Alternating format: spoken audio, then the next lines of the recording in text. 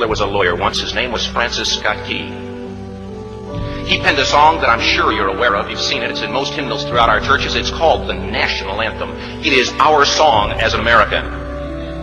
We go, however, to a ball game. We stand in our church services and we sing the words of that song, and they float over our minds and our lips, and we don't even realize what we're singing. Most of us have memorized it as a child, but we've never really thought about what it means. Let me tell you a story.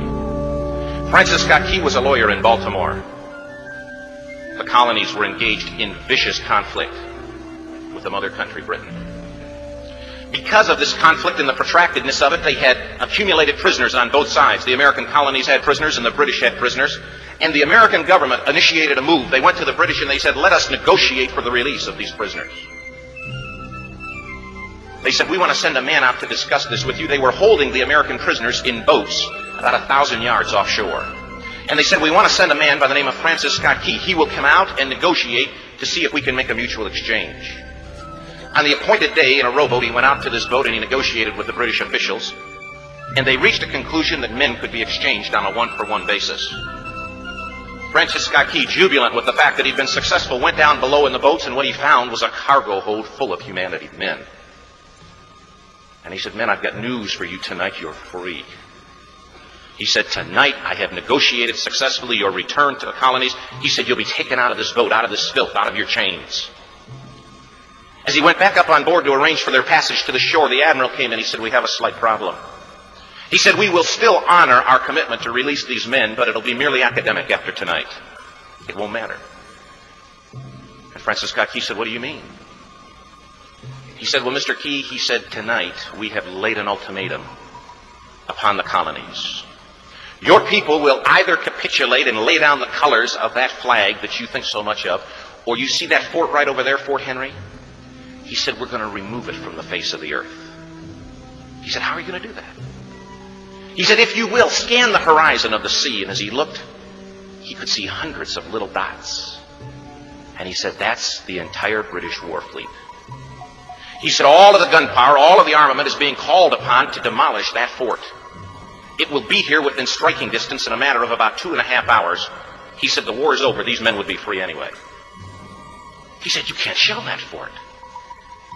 He said, that's a large fort. He said, it's full of women and children. He says, it's predominantly not a military fort.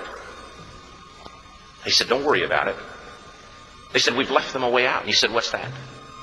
He said, do you see that flag way up on the rampart? He said, we have told them that if they will lower that flag, the shelling will stop immediately.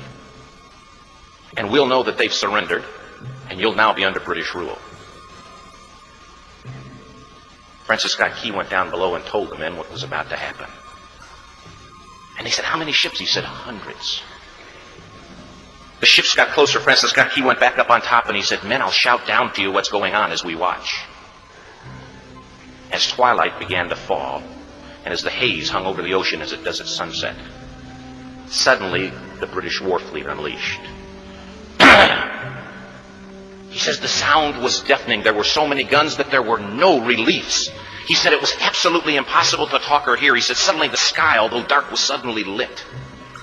And he says from down below, all he could hear the men, the prisoners, saying was, tell us where the flag is. What have they done with the flag? Is the flag still flying over the rampart? Tell us. 1 hour, 2 hours, 3 hours into the shelling, every time the bomb would explode and it would be close to the flag, they could see the flag in the illuminated red glare of that bomb. And Francis Scott Key would report down to the men below, it's still up. It's not down. The admiral came and he said, your people are insane. He said, what's the matter with them? He said, don't they understand this is an impossible situation? Francis Scott Key said he remembered what George Washington had said. He said the thing that sets the American Christian apart from all other people in the world is he will die on his feet before he'll live on his knees. The admiral said, we have now instructed all of the guns to focus on the rampart to take that flag down. He said, we don't understand something. Our reconnaissance tells us that that flag has been hit directly again and again and again, and yet it's still flying. We don't understand that. But he said, now we're about to bring every gun for the next 3 hours to bear on that point. Francis Scott Key said the barrage was unmerciful. All that he could hear was the men down below praying. The prayer, God, keep that flag flying where we last saw it. Sunrise came. He said there was a heavy mist hanging over the land, but the rampart was tall enough. There stood the flag, completely nondescript, in shreds. The flagpole itself was at a crazy angle, but the flag was still at the top. Francis Scott Key went aboard and immediately went into Fort Henry to see what had happened. And what he'd found had happened was that that flagpole and that flag had suffered repetitious direct hits. And when it had fallen, but men, fathers, who knew what it meant for that flag to be on the ground, although knowing that all of the British guns were trained on it, walked over and held it up humanly until they died. Their bodies were removed and others took their place. Francis Scott Key said what held that flagpole in place at that unusual angle were patriots' bodies. He penned the song, "Oh, say can you see by the dawn's early light what so proudly we hailed at the twilight's last gleaming, or the rocket's red glare, the bombs bursting in air, gave proof through the night that the flag was still there. Oh, say, does that star-spangled banner yet fly and wave o'er the land of the free and the home of the brave? The debt was demanded. The price, it was paid."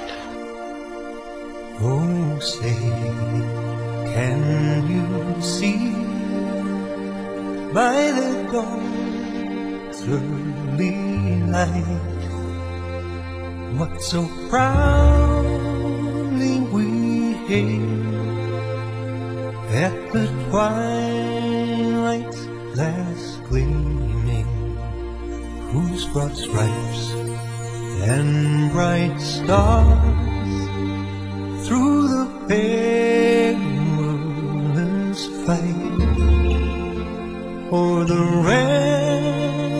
ramparts we watched were so gallantly streaming, and the rockets red glare, the bombs bursting in air, gave proof through the night that our flag was still there. Oh, say, does that star-spangled banner yet wave o'er the land of the free and the home of the brave? Oh, say, does that star-spangled